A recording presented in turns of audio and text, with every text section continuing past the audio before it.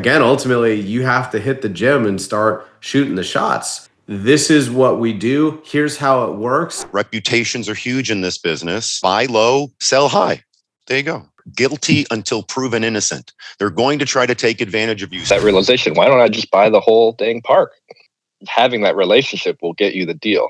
Lightning round. Next question. Tune in to John and Tiernan. They're excellent. The man is an absolute living legend, y'all. We are geniuses. We are multimillionaires, bosses. He's like, "Oh, are you looking to buy more mobile home parks?" We weren't really thinking about it, honestly. Like, we got our hands full.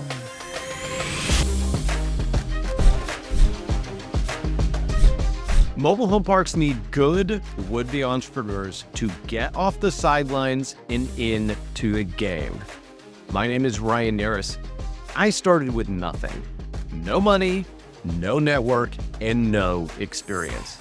Over my first decade in the business, I've acquired over 80 mobile home parks spanning 4,500 lots and counting.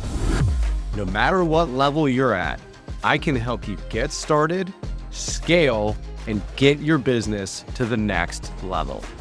I'm Mike Pansolini. In my 10 years working in private equity, I've managed over 250 mobile home parks. I've spent my entire career in real estate, both personally and professionally, building complex systems and processes and leveraging data and technology to create automations in both acquisitions and operations. I can teach you the methods that the big shops use to professionalize your business.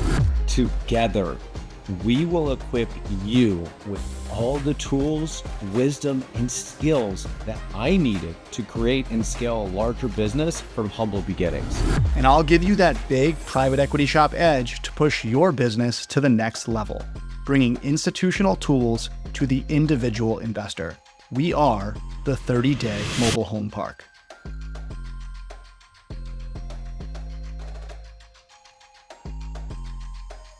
Hello, ladies and gentlemen. I am thrilled to introduce to everyone a longtime friend of mine, an all-around legend in the mobile home space, the John Fedro. Alongside John Fedro, not only do we have Obi-Wan, but we have a Padawan too in Tiernan. So I'm excited to introduce everybody to both of these studs, because as they say, you cannot be in the mobile home park business without also being in the mobile home business. Even if you buy an all tenant owned home community, ladies and gentlemen, at some point, someone's going to want to move and not find a buyer in time. Someone's going to get evicted and leave a home behind. You eventually are going to inherit, by trade, infill a park owned home. And so it's really an important imperative to you as a business owner to understand the makings of the park-owned home ownership, rehab, flipping, et cetera, et cetera. So Michael Pansolini and I are thrilled to introduce the best in the business on that side of the business, the John Fedro. John, say hello to everyone. Give everybody a brief background on who you are. Hey, everybody. This is great. Thank you, Ryan. Thank you, Michael. This is so cool. I am John Fedro, a longtime mobile home investor, over 20 years now, investing in mobile homes. I'd say over 5-ish, 6 years investing in the parks. It took me a little too long to also hop on the park train. But for over 20 years, buying, holding, cash flowing individual mobile homes. About 15 years ago-ish, I started helping people around the country, and that's been amazing. And I've been working with people.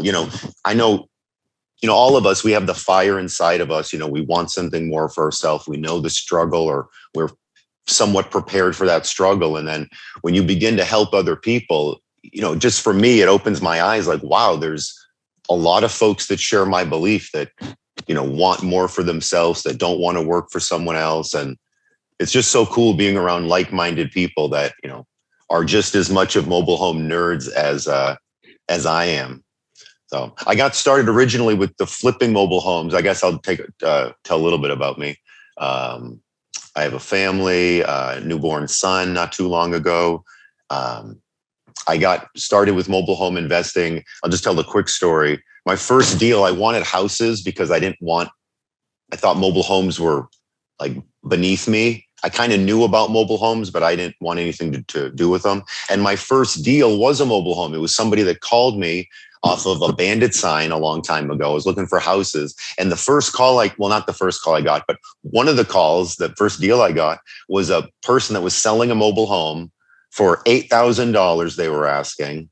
And I remember not being so green, I didn't even know to ask, hey, is this a mobile home? Why is this home? It was in Tampa Bay at the time. Why is this 4-bedroom, 2-bath only being asking $8,000? And so went to the home. I remember pulling into the park and thinking, oh, wow, this is a mobile home park. Like, this is not what I was expecting.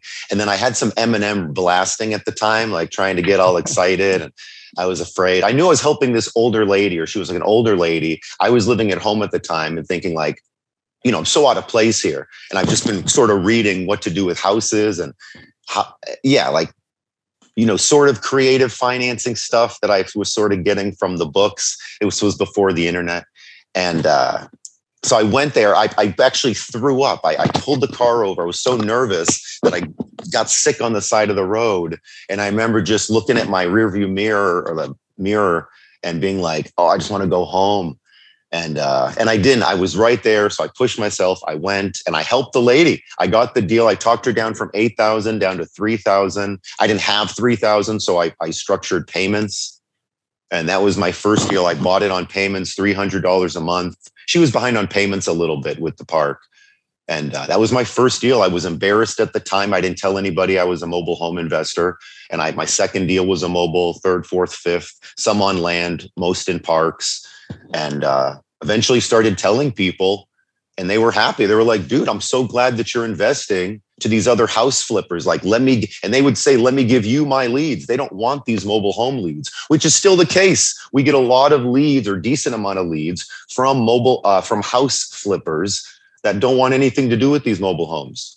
So over the years, I've been filling up other people's parks, selling mostly on rent to own. And then even with everything changing through Dodd-Frank and the SAFE Act, still selling mostly on payments. The last 10 years, we've been selling a ton for cash. I'd say 90% is what we've been selling for cash for the last 10 years, which has been great because we've been able to put money in our pockets. Tiernan, I don't want to speak for you, but I think it was kind of the mobile home flipping that allowed you to get enough sort of a nest egg to then get into parks a little bit more comfortable. Mobile homes are ridiculously awesome. And if there wasn't so many things to do, like the individual homes, moving them on land, the parks, like I think I would have gotten bored, over 20 years, just flipping houses or doing the same thing with houses. Maybe not, but that's a little bit about me. Home investor, park investor. And coach.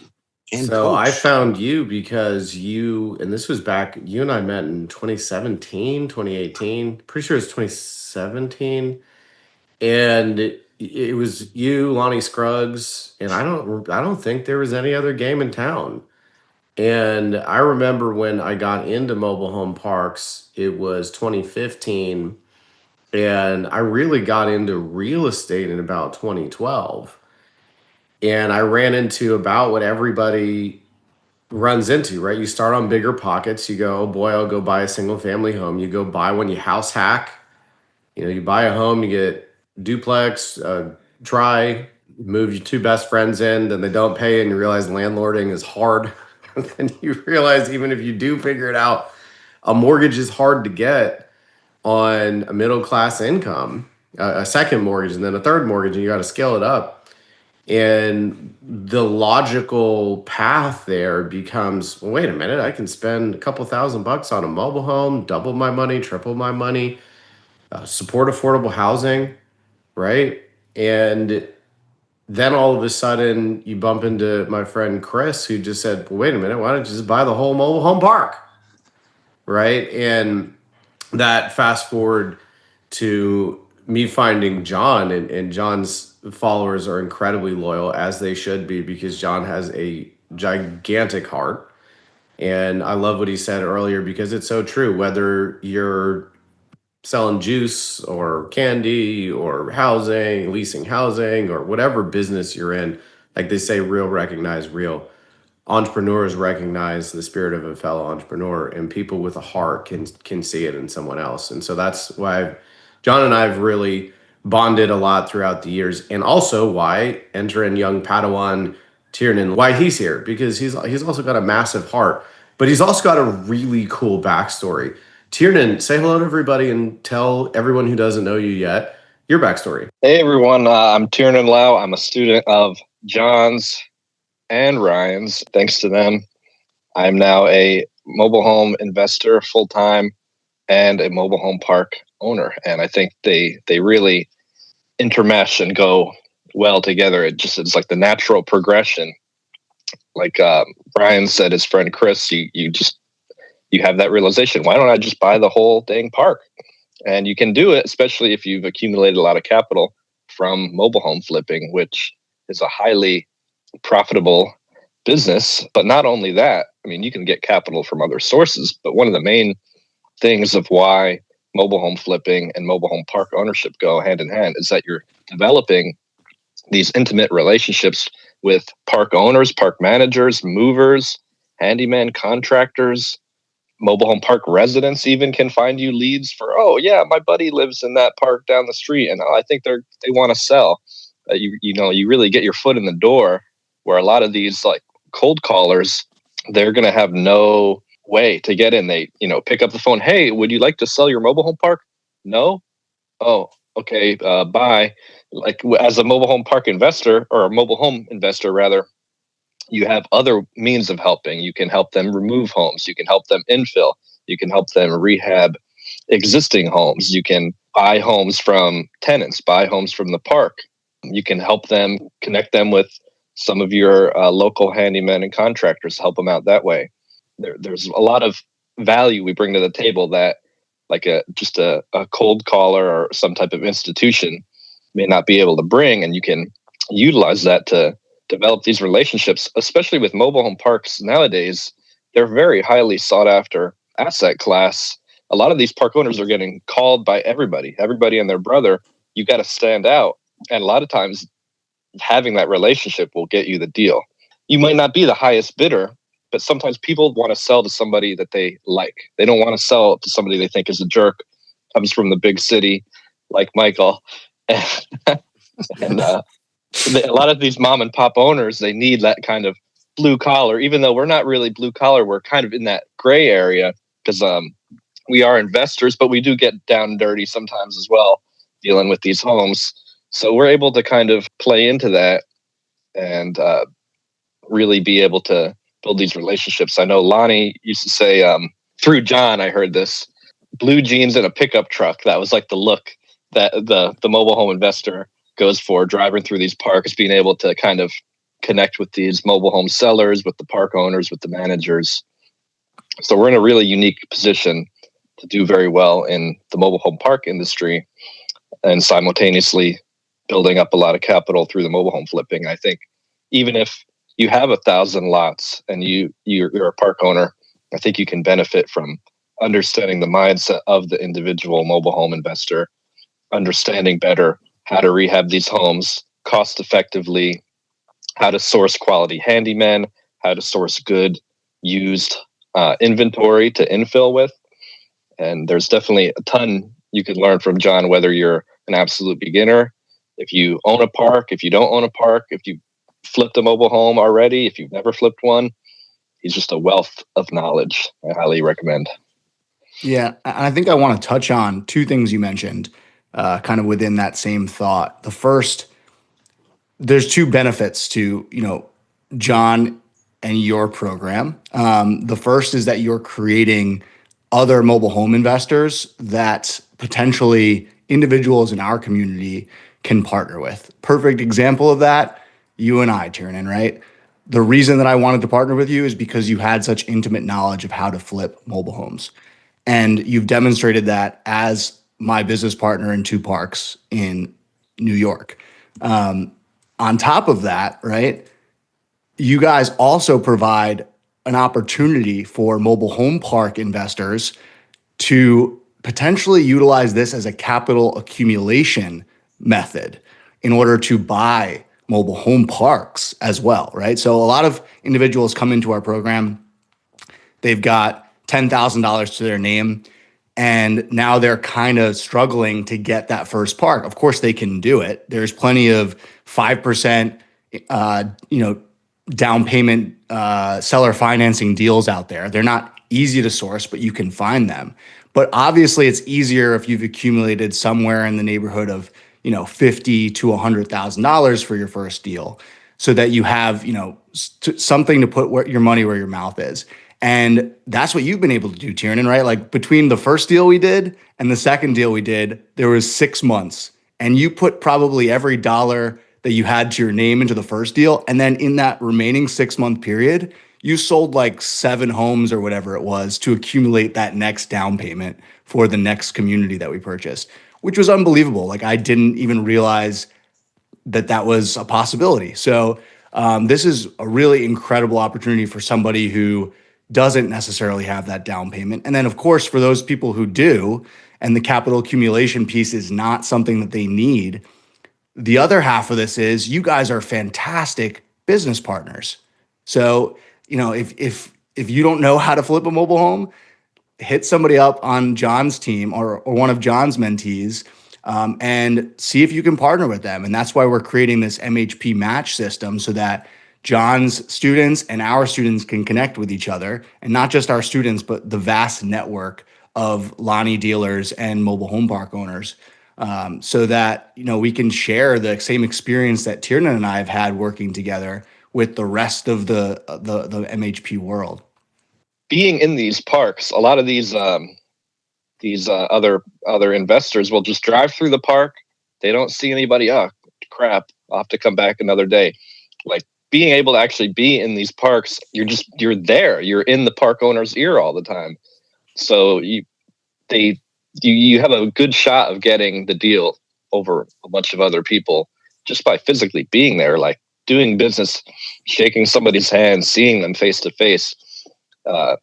And it's not to say you can't do deals remote all over the country. You can, but you certainly, I would say, you get better deals in your market that you're familiar with. People know you. You start to build a reputation as an ethical business person, and you get a big leg up on the competition. You really do. It sounds simple, or like I used to put such park owners on like a pedestal, or managers on like a pedestal, and like they must have everything together. They're just the most brilliant people in the world. And then when you get to know people more, they're just either super down to earth, or some of them are so scatterbrained, or they're running things terribly. And I guess that just opened my eyes that, wow, people don't, you can have this park that seems to be running okay, but then you're kind of clueless when it comes to maybe the people skills, or managing the park, or what to do with the mobile homes, or infill.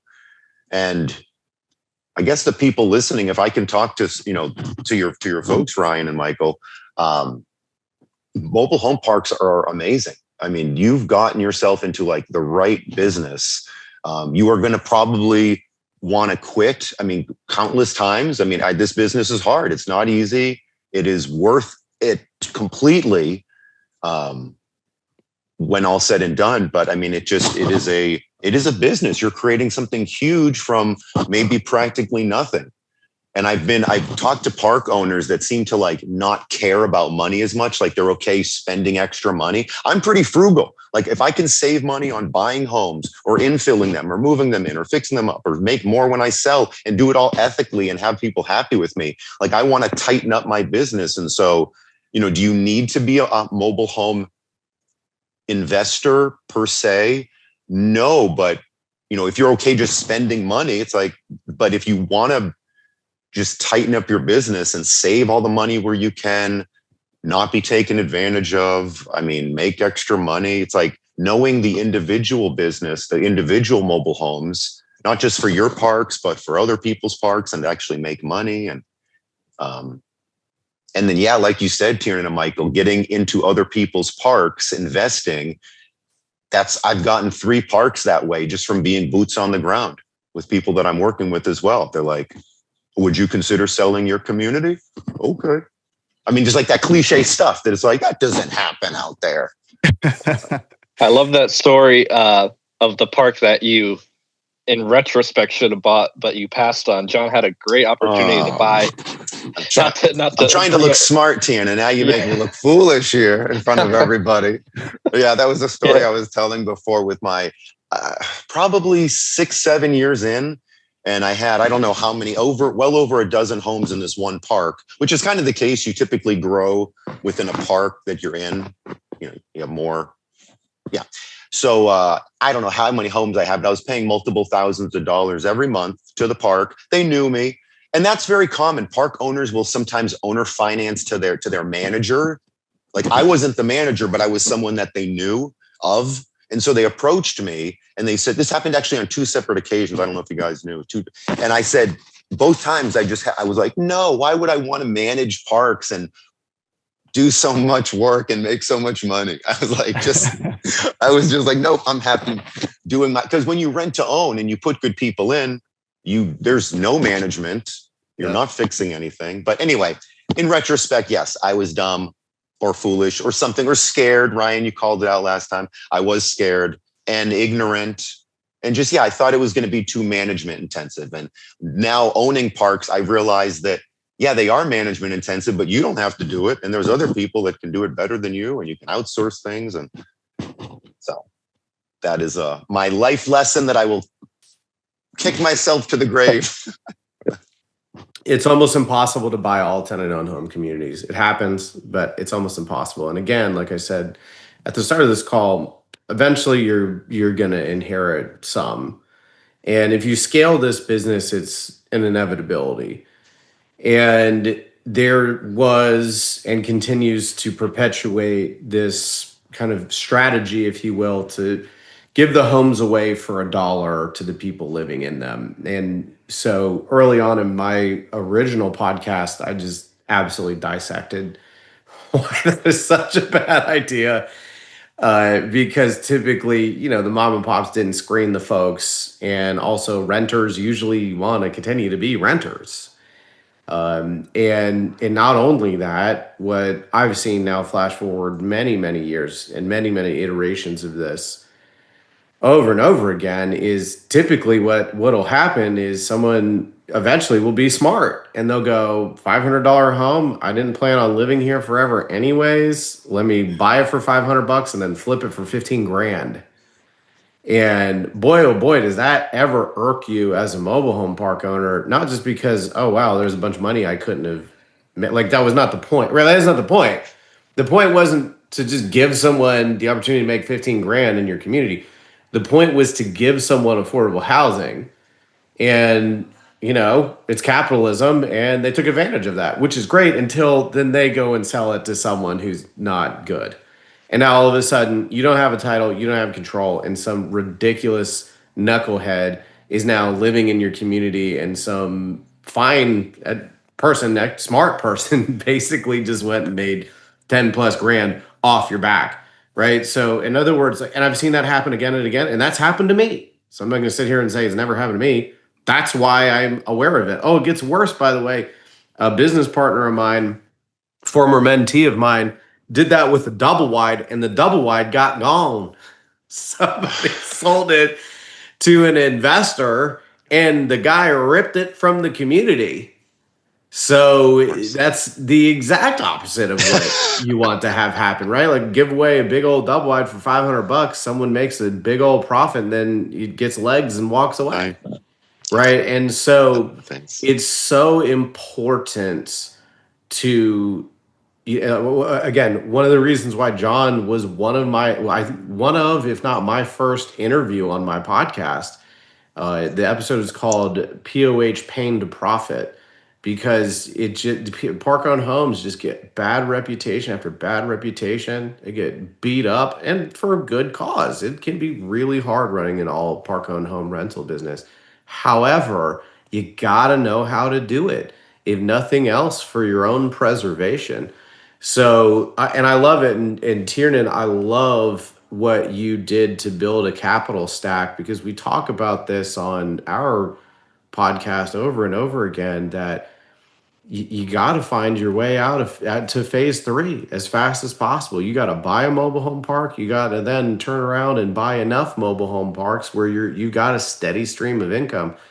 And in that phase two area where you've got a mobile home park, but it's not enough to support you, having a side hustle a la flipping mobile homes, doing the rent to own contracts is brilliant, because now you got a nice little capital stack. You can, eat and invest while you're, starting humbly like I did. So I love that. But one piece I would love to hear both you and John to expand upon a little bit is this concept of inch wide, mile deep, which, if you've been paying attention, ladies and gentlemen, Michael Pansolini and I say that over and over and over again, and you are witnessing the consummate example of why. Because all of a sudden, these deals that you look out at the marketplace and you're like, everything is so overpriced. Why am I cold calling and getting nowhere? And then you realize the true off-market deals come from going an inch wide and a mile deep. You own some homes in the community, right? You go and you build rapport with actual mobile home park owners. You bring them value by solving their problems. John, your first deal was in Tampa Bay, and you showed up and you solved the mobile home parks. You solved two people's problems. You solved the owner's problem because they weren't getting their rent, and you solved this woman's problem because she wasn't paying her rent.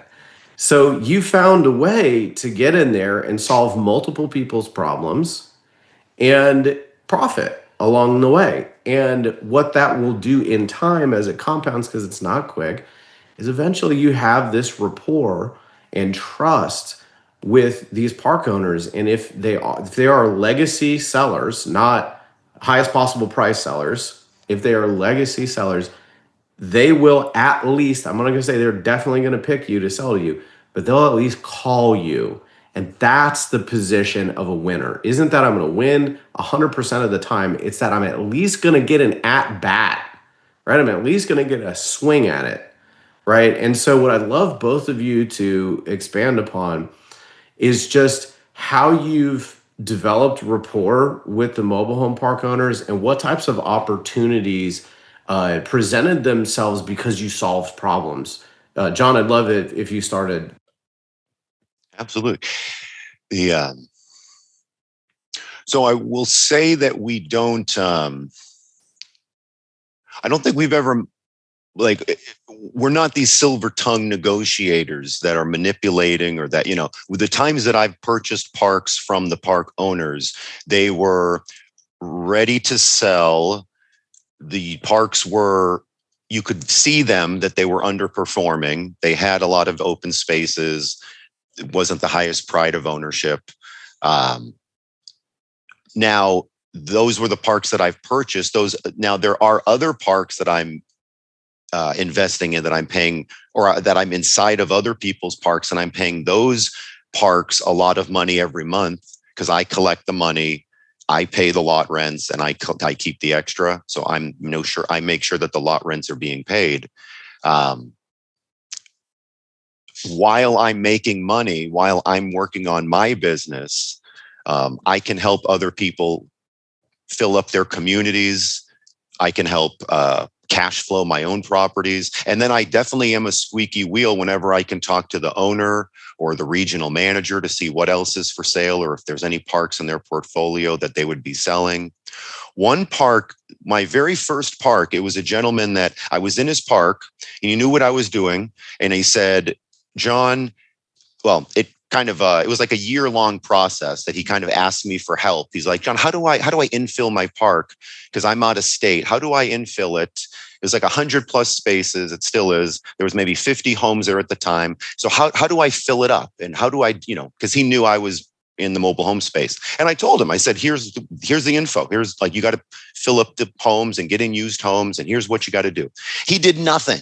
And after a year, he came back to me and said, John, I didn't do anything. I heard your advice. I didn't fill up my park. I tried a little bit, but I don't have the time. So I said, well, how about we partner? And so my very first park deal was a partnership where we got the park appraised at its current value. And then I said, this was a conversation that went back and forth a number of times. It wasn't like just one time we were like, okay, let's do it. And, we had to like think about it. And then he thought about it. I thought about it, make sure that it was the right fit. And yeah, we got the park appraised day one. Then I helped filled up the community. I kept half of the cash flow on stuff I brought in. No, I kept all the cash flow for the stuff I brought in, but half of the park lot rent for the stuff I brought in. And then when we ended up selling the park, I kept half of the upside. And it was a great deal that taught me more about parks. And that was just a creative thing. Ryan, not sure if I'm answering the question at all, but that's what your question made me think of. You are, John, and rambling. because what you just illustrated right there is you came in and you realized there was value to add, and you built the trust in the rapport, not on one phone call, because a lot of times people ask me like, oh, tell me how to cold call, teach me how to cold call. And it's like, I'll teach you the gist, but it's like, right, oh, let's go hire a VA to cold call for you. Like, what?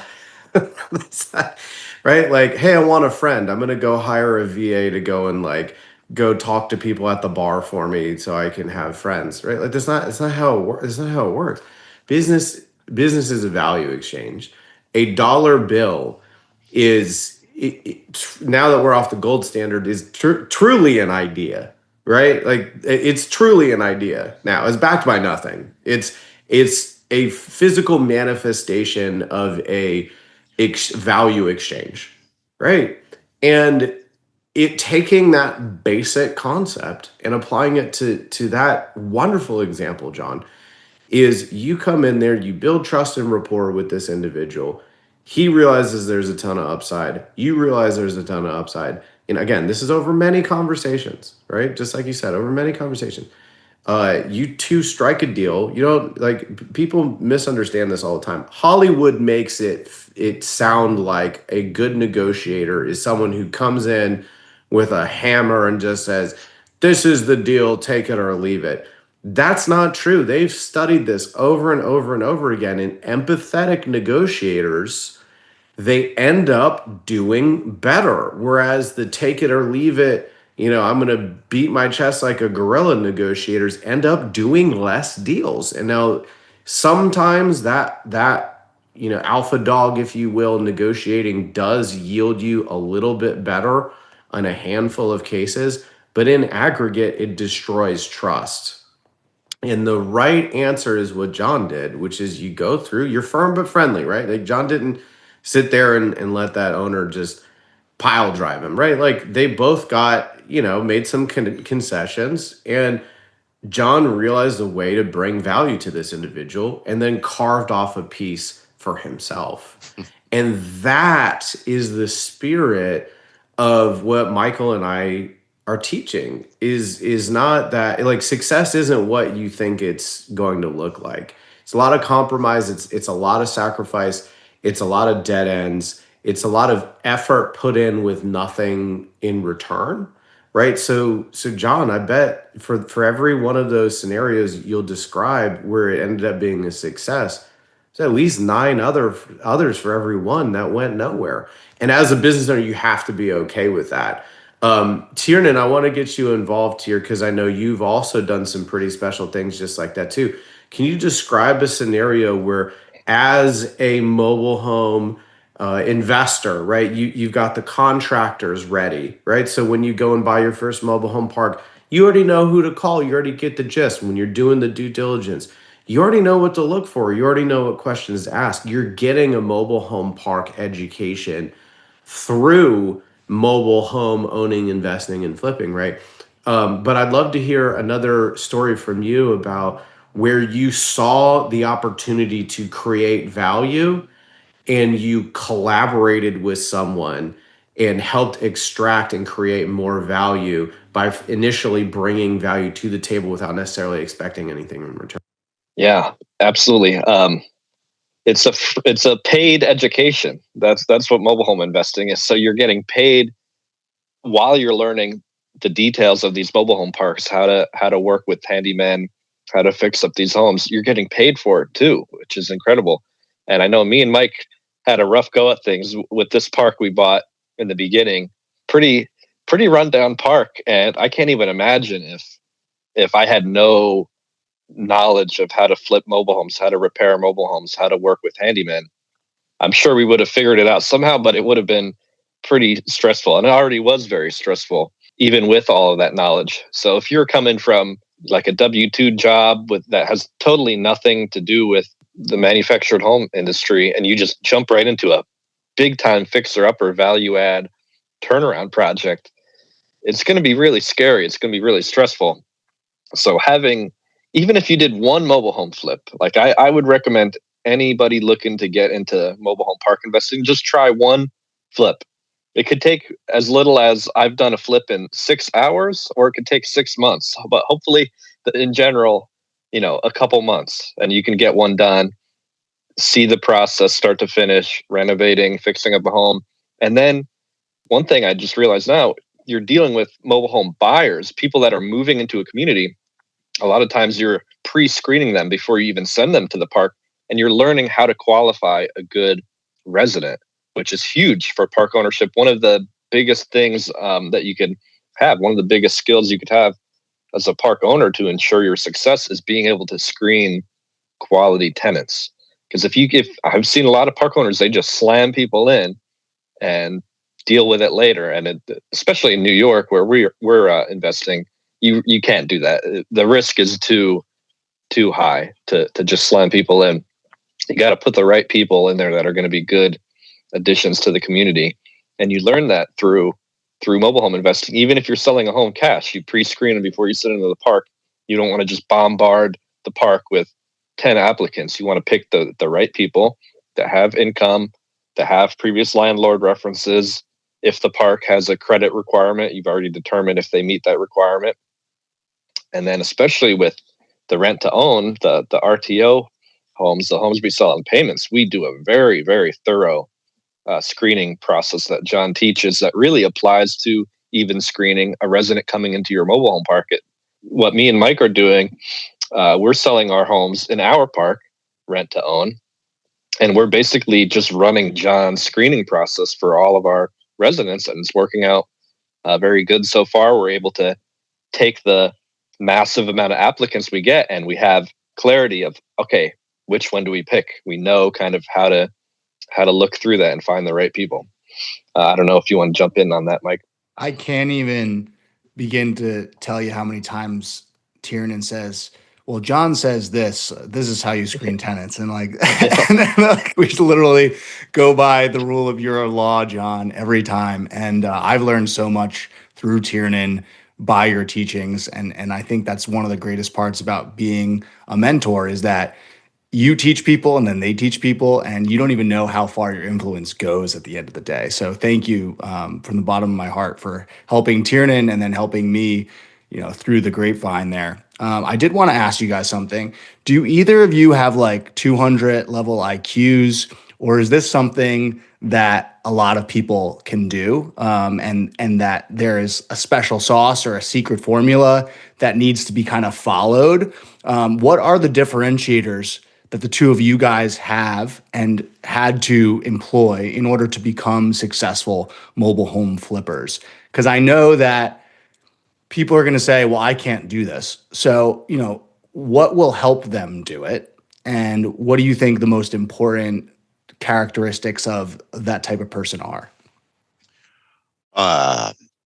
If they think they can't do it, they're probably right. That old saying about being, what you're telling yourself. We are geniuses. We are multimillionaires, bosses, alphas, or no. Are you kidding me? This, my gosh, no. Nobody I work with is genius and geniuses, and that's what I like. That's something that I say or something that I have said before because it's so true. Or just I don't know. Like if you're each one of us is our own person. And so, I mean, we're gullible, we're foolish sometimes, we make bad decisions. And then we also have to learn. We're not a born like mobile home investor. And so my first 5 years, Tiernan, at that stuff that like how I've learned to screen people so well, my first 5 years, people gave back all of the homes to me. My first 5 years renting to own, nobody stayed. They'd stay like 3 years, maybe 6 months, but they gave me the homes back. And I was like a crash course in like screening people, selling for the right price, human reaction, paperwork, and just so much. It was so valuable. And now it's the opposite where I have very little turnover. But no, it's just not giving up. I was having another podcast with a woman named Megan, who I work with, and she said, John, our superpower is persistence and consistency. And it's like, dude, that is it. I mean, you got to put in the right actions, and the world is so negative. So, I mean, you have to keep telling yourself, however you want to do it, visualizations or whatever, to stay positive or surround yourself. But anyway, long story short, this world is so negative. And if you are telling yourself that you can't do it, then, I mean, we're the ones that sabotage our business the most in this life, I think, is ourselves. But no, having some money, like you said, if you're talking about like the mobile home park, yeah, having 50K or so really helps. But the mobile home space, if you have over 15 grand, that's too much. In most parts of the country, 15 grand, just because you have more money doesn't mean you're going to spend it.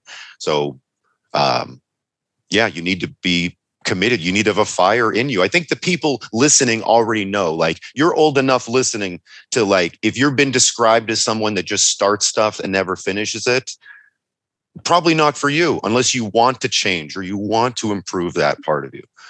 At the end of the day, it runs a parallel to mobile home park investing. Persistence, learning a system and then executing it over and over again until it works, because the system is proven.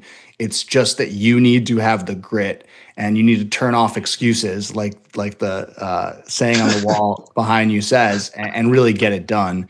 I want to do like a lightning round of questions for you guys, which you guys are going to obviously dive deeper into throughout the mini course that, will be below this introduction. But, Ryan, like, in terms of questions that you think would be most pressing for individuals who want to get involved in this space, do you have some that we can kind of rattle off here to John and Tiernan? Yeah, look, any basketball fans here know that Steph Curry and the Golden State Warriors totally changed the game in the 2010s, right? And they made it look easy, and everybody went, "Oh yeah, like, just have strong defense and be really good at shooting 3-pointers. Oh, duh, I'll go do that." And then you realize, like, well, it turns out it's really hard to shoot threes. Turns out it's really hard to play really strong team defense, right? And a lot of people ask me, like, Ryan, how do what's your cold call script? And it's like, I can give you the script. I can even give you the strategy, but it takes time to actually go and learn that and really hone those skills and really develop a really strong talent and comfortability at it. So I'm happy to tell everybody how to cold call or how to build a strategy, because, again, ultimately you have to hit the gym and start shooting the shots. So Tiernan, John, in that light, I don't think you'll necessarily be giving away your secret sauce, but what's your 3&D? What's your process? What's your, hey, this is what we do, here's how it works. But the onus is going to be on you, listeners, to now go to our course, watch it, consume it, watch it a couple times, right? And then go out there and practice it. Gents, what's your process? Curious what you have to say, Tiernan. I got a few things on my mind, but I know this is the lightning round. Yeah.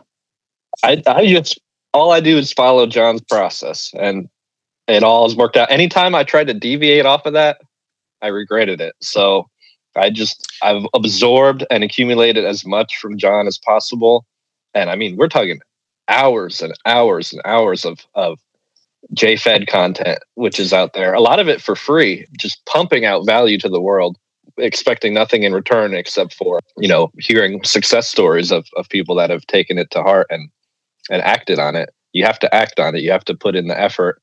And I know a few people that are in a million different masterminds, but don't really take the action required. So yeah, I would say if you have that drive and you're going to listen to it, listen to all the content, all the material, and really actually take action. That's what I love about John's course, is that I had bought my first deal. I was like not even halfway through the program. I was literally shoveling dirt, working on this home, doing some site prep for a deck I was building, and I was shoveling a bunch of dirt, and I had my little Bluetooth earbuds listening through John's program while I'm working on a mobile home, actually doing it. He has the action assignments at the end of each module, and you'll be doing deals like well before you're even done with the course, which I like, because with the more traditional education that we're used to in America, you go to college, you learn all this stuff, you take a bunch of tests, you graduate, and then you go and you get your job. With mobile home investing, it's just a totally different thing. You're doing it as you go through. It's really cool, and I'm sure we'll probably have a very similar type of thing with our course, in that you're going to be taking action like day one. You're going to be learning a little bit, taking action, learning a little bit, taking action. So hopefully we can bring a lot of value to the table with our course here, and teach as much as possible. We want to kind of take all of John's knowledge, take all of Ryan's knowledge. I've tried to absorb it all, and just, we'll see what you guys can follow my path, and we'll see what the result is of being a student of John and of Ryan's. And I think, hoping it's going to be very fruitful. We shall see. Tiernan, you are living proof of this. You are, you have put in from the beginning massive, imperfect action. As I heard us quote, like you're building the plane as you're flying it. You don't know everything yet, but you're putting in this massive action. I mean, everyone listening, if, like, logically speaking, 5, 10, 20 miles away from you, there's people with mobile homes that are scared, confused. They can't make the payment. There's home problems, life problems, job problems, health problems. The list goes on. But we want to help these folks. The more roads that lead back to you, the better. It doesn't happen overnight. Reputations are huge in this business. And buy low, sell high. There you go. Do it again and again and again. So a couple lightning questions for both of you. What does your screening process look like, especially in New York State, where it's really costly if you're wrong? Having, for a couple quick things, having the home empty is better than having a sketchy person in. And listening to your gut's important. Whenever I talk to people that they've had a negative situation, I ask them, well, was there something that the person said or did, or and there's always like a yes, they said something to me a certain way, or they didn't give me what I wanted as quick enough, or they dragged their feet, or they made excuses. And so that is a big thing. Tenant buyers and handymen are the two groups that are guilty until proven innocent. They're going to try to take advantage of you. So you want both eyes wide open for handymen and tenant buyers. So in addition to the background check and the income verification and the landlord verification and checking out Facebook and making sure they show up on time and doing the parks background check and then doing your background check, we kind of try to poke the bear to really find out, like, we don't want people that are combative. Nerdy dorks that stay home and play video games and pay their bills is who we're looking for. And people, sometimes people change all of a sudden in the middle of their lives, but it's like a crystal ball kind of. Somebody's past will probably indicate their future 9 times out of 10. And for that extra 1 time out of 10, I'm not willing to take the risk. So just don't make any, the last thing I'll say is, like, there can be like 99 or 90% right. But then you're like, well, you know what? If that ex-wife doesn't come back into the picture, or, I'll just assume that the husband's gone, or so, like, we just cross our fingers that one thing is cool. Or yeah, they just moved in, but they're going to get a job. They've been working all the time. And so if you just don't do that thing and don't follow your heart, unfortunately, that might sound cold, but follow your business mind. And, I had it on mute there, but I laughed, and then a single tear ran down my face because I've made that mistake before, thinking an ex wasn't going to show back up. All right, lightning round. Next question: titles. titles are a beast. You're obviously in multiple different states.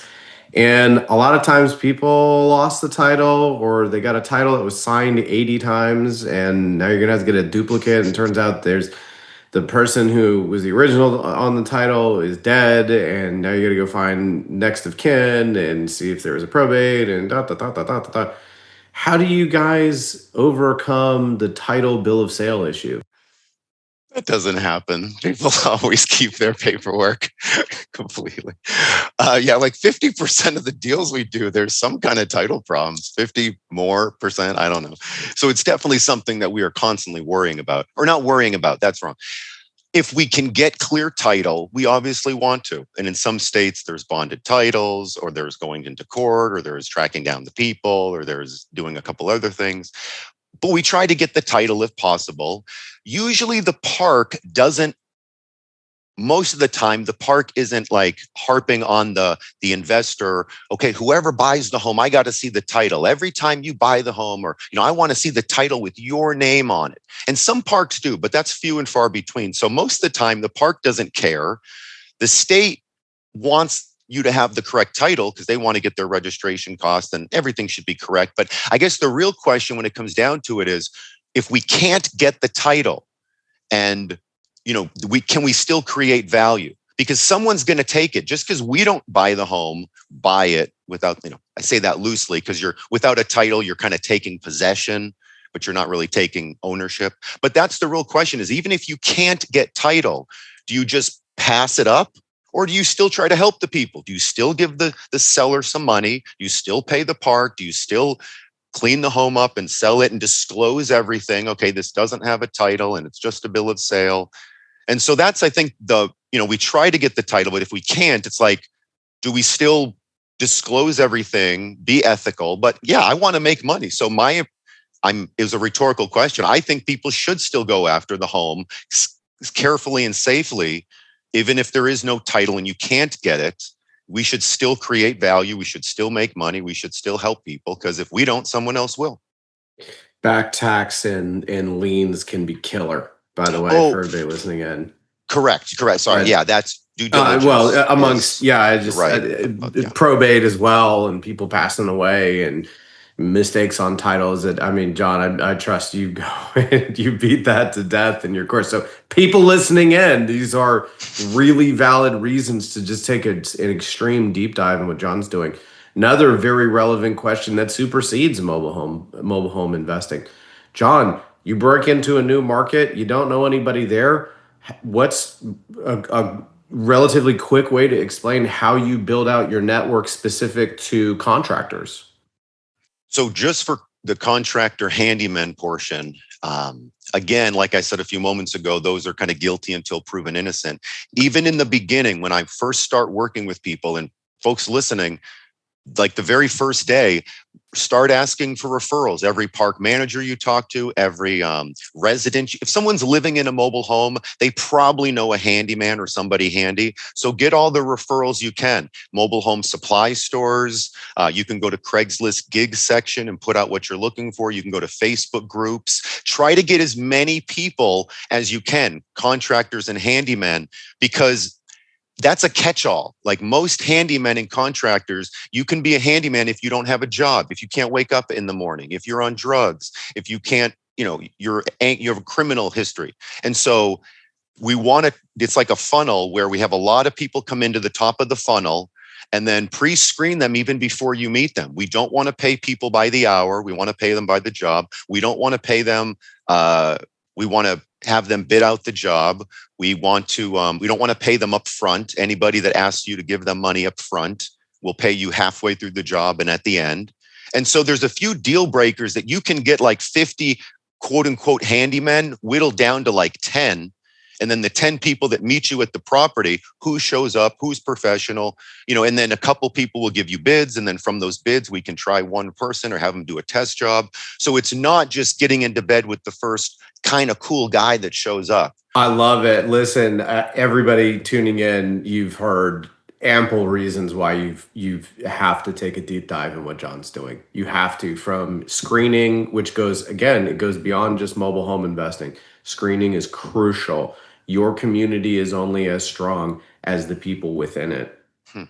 Titles, again, there's all sorts of reasons why titles can be the bane of your existence. You've got to listen in. Contractors, again, it doesn't even matter. There's plenty of issues that supersede just the mobile homes themselves that you're going to need to know how to find and keep contractors. Beyond that, obviously, there's more profit to be made. There's more control, again, of who is there and what type of behavior are you going to accept. There's more capital, as Tiernan's story has unearthed for all of us. And for everybody's most probably on the top of their mind, off-market deals.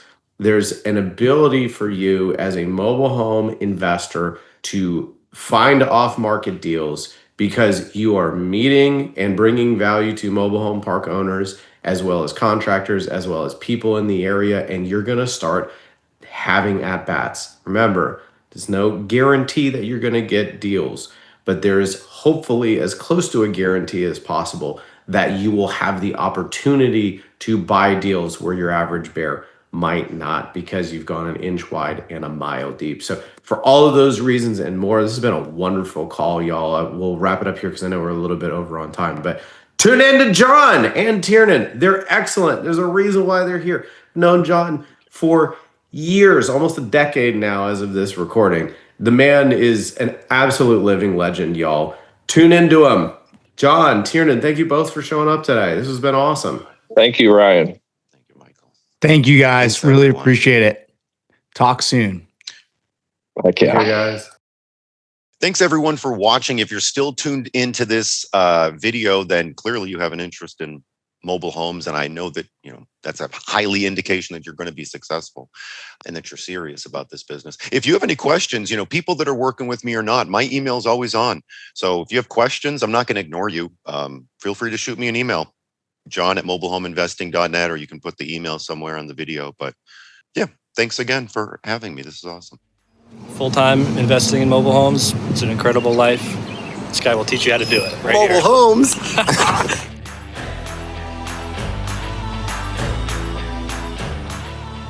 Entrepreneurs make mistakes, but with the overwhelming amount of free information out there, you don't have to be doomed to make those same mistakes. You just have to find a consolidated version of the most important information. What if I told you that Ryan and I will gift you all of the due diligence mistakes that he and I have made over the years for free? What if I also told you that Ryan and I will hop on a 30-minute coaching call to walk through any questions you might have, give you advice, and even do a free live deal review to get you started on your first or next mobile home park acquisition? Just leave us a 5-star review, screenshot the review after it goes live, and click the link in the show notes to fill out the form and send it to us. Afterwards, join our Facebook group, Mobile Home Park Masterminds, where you'll find hundreds of other mobile home park owners sharing ideas, contractors, and deals. It's free to join, and we would absolutely love seeing you in there. Thanks for listening. Until next time, keep learning, keep growing, and we'll see you soon.